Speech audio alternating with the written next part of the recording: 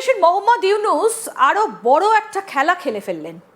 কি করলেন? দীর্ঘদিন ধরেই তার নজর বঙ্গোপসাগরের দিকে।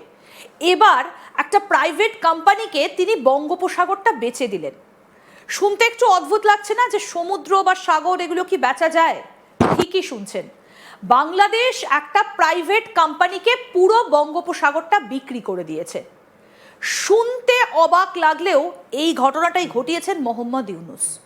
কাকে বিক্রি করেছেন, কিভাবে বিক্রি করেছেন এবং এর পেছনে উদ্দেশ্যটাই বাকি। আপনাদের নিশ্চয়ই মনে আছে যে কিছুদিন আগে মোহাম্মদ ইউনূস খুব নির্দিষ্ট করে কয়েকটা কথা বলেছিলেন। তিনি বলেছিলেন যে সেভেন সিস্টার্সের কোনো সমুদ্র নেই, তাহলে তারা কিভাবে গোটা বিশ্বের সঙ্গে বাণিজ্য করবে, কিভাবে যোগাযোগ করবে। বঙ্গোপসাগরটাকে আধা আধি যদি ভাগ করে নেওয়া যায়, এই রকম একটা কথা মোহাম্মদ ইউনূস কিন্তু আগে বলেছিলেন। তখন বুঝতে পারা যায়নি যে তলে তলে এত বড় একটা প্ল্যান তিনি ছকে ফেলেছেন।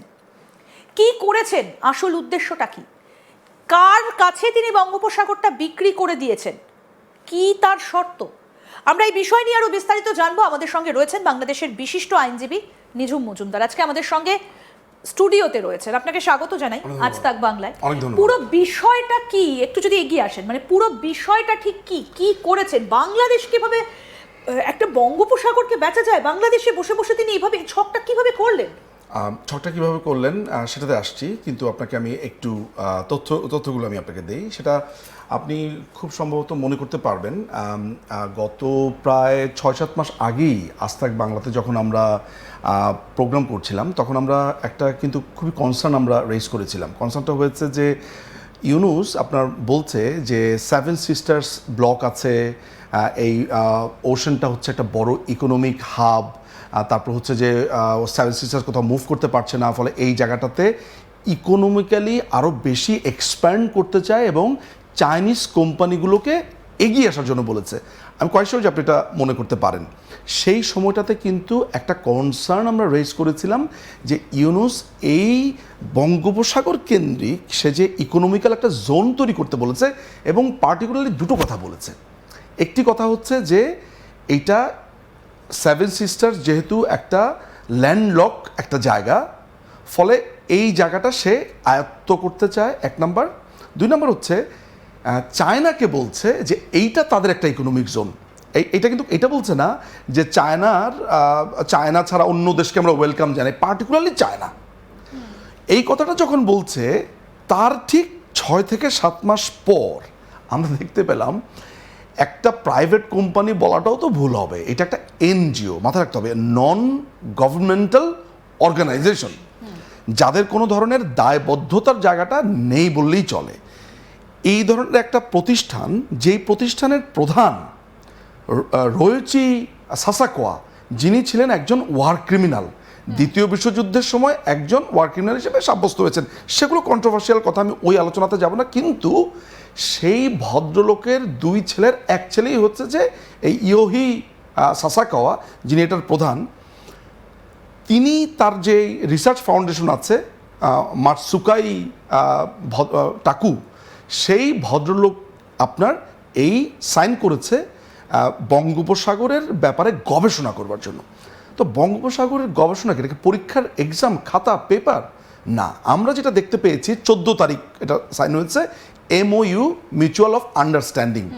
এইটার যে ফাইনাল এগ্রিমেন্টটা, এইটা কামিং উইকে ওরা ফাইনাল করে এন্ডোর্স করবে।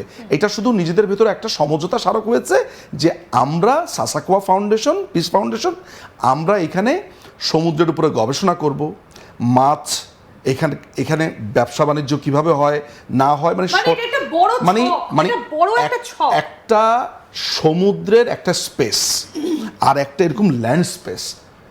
সমুদ্র কিন্তু কারো বেশি গুরুত্বপূর্ণ, ওইখানে আপনার যদি গ্যাস থাকে সেটাও তাদের আন্ডারে হবে, ওইখানে যদি খনিজ সম্পদ থাকে সেটাও তাদের আন্ডারে হবে। কিন্তু প্রশ্ন আপনার আসতে পারে যে জাপানের কথা বলছেন, একদম আমরা এই জায়গাটাতে আসবো। দাদা একটু থামাচ্ছি আপনাকে, আমরা একটু দর্শকদেরকে দেখাবো যে এটা কোন এনজিও এবং কিভাবে এই জায়গাটাকে দিয়ে দিতে পারেন মোহাম্মদ ইউনূস, এবং এর পেছনে আর কি কি বড় সড়ো একটা চক্রান্ত রয়েছে, কি কি ষড়যন্ত্র। আমরা এবার আপনাদেরকে দেখাবো যে এই সাসাকাওয়া আসলে কি, কারা রয়েছেন এখানে। আমি এবার চলে যাব প্লাজমাতে, দেখানোর চেষ্টা করব যে এই জায়গাটা আসলে কাদের। জাপানের কথা উঠে আসছে দাদা, আমি আপনাকেও আসতে বলবো। আমি শুরু থেকে একটু দেখাই যে এই সাসাকাওয়া এরা কারা এবং কি করছে। এই হচ্ছে Sasakawa foundation, Sasakawa piece foundation. আমি একটু অর্ঘ্যকে দেখাতে বলবো, চিত্র সাংবাদিক, যেটা কবে এটা প্রতিষ্ঠিত হয়েছিল আমি একটু দেখাই, তারপরে দাদা আমি আপনার কাছে আসবো, এর সম্পর্কে বিস্তারিত জানবো। 1986 সালে প্রতিষ্ঠিত সাসাকাওয়া পিস ফাউন্ডেশন তার প্রতিষ্ঠার পর থেকে আন্তর্জাতিক বিনিময় এবং সহযোগিতা এগিয়ে নিয়ে যাওয়ার চেষ্টা করছে। কি কি করছে, যেটা দাদা বললেন যে এটা একটা বেসরকারি ফাউন্ডেশন হিসেবে কাজ করছে এবং এটা কি করছে, আন্তর্জাতিকভাবে কাজ করছে।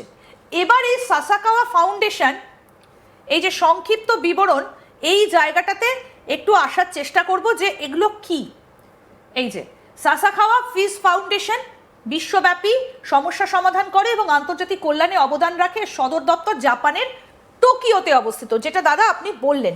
এবার আমি আবার চলে যাব দাদা আপনার কাছে, যে এই যে জাপান কেন, জাপানের সঙ্গে এই ভাবনা চিন্তাটা কেন মোহাম্মদ ইউনূসের? জাপানটা হচ্ছে একটা ক্যামোফ্লেজ। আমরা যেমন সেনাবাহিনীকে দেখি যে আপনার ক্যামোফ্লেজ, যাতে ওই যেটা যে কারণে ইউজ করে, যেটা বোঝা না যায় আর কি বনে বাদারে। এটা হচ্ছে একটা কমপ্লিটলি একটা ক্যামোফ্লেজ কোম্পানি। এরা হচ্ছে আমার যে আন্ডারস্ট্যান্ডিং, সেই আন্ডারস্ট্যান্ডিং আমি দেখেছি যে এই ইয়োহি সাসাকাওয়া তিনি আমেরিকান ডিপ স্টেটের সাথে সরাসরি জড়িত। কিভাবে? আমেরিকান, দেখা যাবে যে আমেরিকান ওয়েলফেয়ার ফাউন্ডেশন, তারপরে বিভিন্ন আমেরিকান ইউনিভার্সিটি, বিভিন্ন আমেরিকান কোম্পানি, এনজিও, এগুলোর সাথে তিনি ওতপ্রোতভাবে জড়িত। এবং আর এই যখনই আমি বলছি যে American deep state connection, interesting ব্যাপার হচ্ছে যে এই একই অর্গানাইজেশনের আবার একটা মিয়ানমার কানেকশন দেখা যাচ্ছে। অনেকে আমাকে বলতে পারে যে Myanmar and America, does it go together? এটা আমাদের জন্য ইন্টারেস্টিং। সোজা কথা হচ্ছে যে আমরা এখানে তাকে মিয়ানমার কেন্দ্রিক একটা বড় অংশ দেখতে পাচ্ছি এবং ইন্টারেস্টিং আরেকটা দেখা যাচ্ছে যে তার চাইনিজ একটা লিঙ্কও আছে।